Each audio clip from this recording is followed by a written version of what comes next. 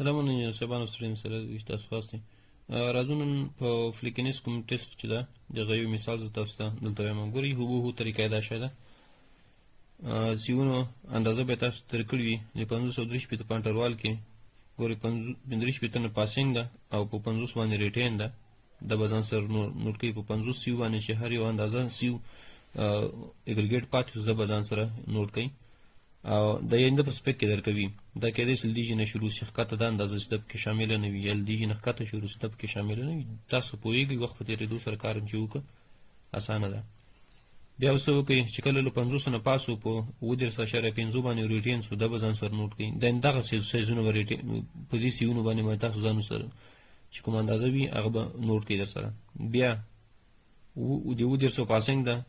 په 28 باندې ریټین د بزن سره نوٹ کړئ 28 نه پاسینګ ده په 20 باندې ریټین ده د بزن سره نوٹ کړئ 25 هم شته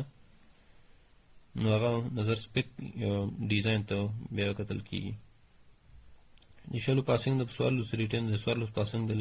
10 ریټین د 10 پاسینګ د په 4.3 باندې ریټین ده ښه دا ریټین دا وزنونه ځان سره واخیستل اوس به څه وکړئ دغه گیج به راواخلئ فرض مثال 9.5 به تاسو راواخلئ مین سایز یې ده یعنی ورباندې ریټین ده یو 50 راواخلئ په 0.6 کې به ځار کې چې هرې اندازه د دې گیج د هرې خانې اندازه یې درکړله په هغه باندې به تاسو ټیسټ اجرا کړئ د کوم ریټین چې ورباندې پاتې ده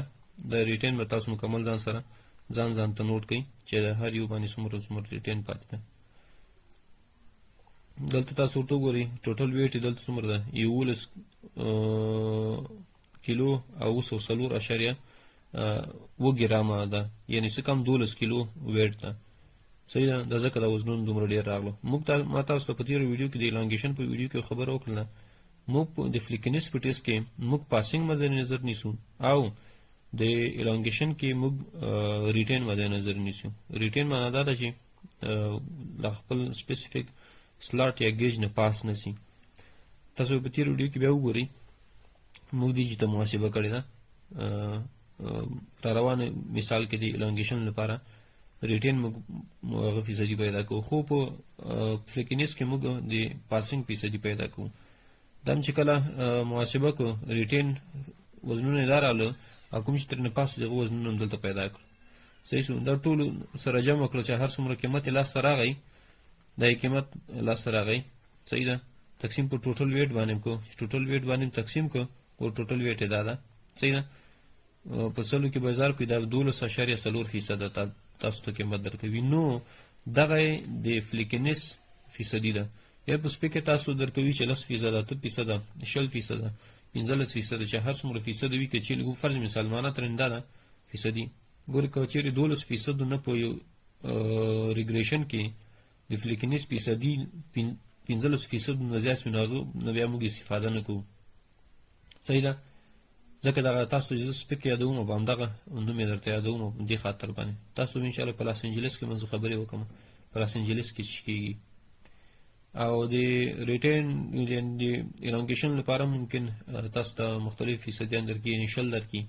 یا 10 درکړي یا 15 درکړي چې هر یو تاسو ته هغه لیمټ درکړه چې له دې نه که چیرې اندازه پورته شوله فیصدي نو تاسو دا اګریګیټ مه استعمالوئ نو په همدې طریقه باندې نو دا د کوم ټیسټ چې ده د فلیکنس ټیسټ ده اوس راځو د الانګیشن ټیسټ باندې کار کوو ګورئ دا د الانګیشن ټیسټ ده دغه گیج ده تاسو به گیج په تېرو ویډیو کې کتلی هم وي د پاس فرموله ده پر ریټین ده ګوره په تېرو ویډیو هغه کې وګورئ دلته پاسینګ و دلته ریټین ده ګورئ سیونه 50 9.5 د باندې مې تېر هغه کې خبر باندې تاسو مکمل پوهی بیا دلته چې کوم یو وزن راغلی ټوټل ویټ اته یعنی تقریبا 9 کیلو وزن ده د سیمپل وزن ده بیا ګورئ په تېر هغه کې موږ د پاسینګ فیصدي پیدا کړو اوس په یعنی فلیکنس کې اوس د الانګیشن لپاره موږ ریټین فیصدي پیدا کړو ټول وزنونه چې کله ورباندې د سلاټ یا کوم ګیپ چې ده د نه پاس نه شول نو هغه موږ دې ته بیا ریټین وایو نو هغه فیصدیان د ټولو سایزونه موږ دلته لیکلي دي بیا دا ټوټل سره راجمع کوئ ځکه سمپل خو ټول هماغه تقریبا 9 کیلو ده د موږ ځان سره نوٹ کړی ده نو دغه به موږ ټول راجمع کړو 1443.0 کیلوګرام یعنی 1 کیلو او 443 ګرام وزن موږ ریټین د په الانګیشن کې د دې فیصدي د پیدا کولو لپاره څه کوو دا وزن راخلو په دې باندې تقسیمو په سلو کې ضربو 14.1% موږ ته جواب راکوي یعنی په الانګیشن ټیسټ کې موږ ریټین مد نظر نیسو او په فلیکنس کې موږ پاسینګ مد نظر نیسو نو تاسو ته بیا هم زما خبر کوم کچېرې تاسو په سپیک کې هر اندازې درکړي وي یا د کوډ مطابق د ګور د خبرې د کوډ مطابق هم دي کوډ خپل سپیکس جوړ شوی د افغانستان د هر هیواد لپاره فرق کوي اقلیمی شرایط فرق کوي او ان ان شاء الله ډیټیل سره تاسو ډیډیکیټډ ویډیوز راوړم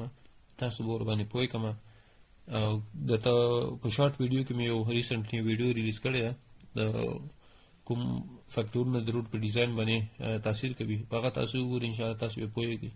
چلته ما سوي هغه په انګلیسي باندې هغه شارټ ویډیو ده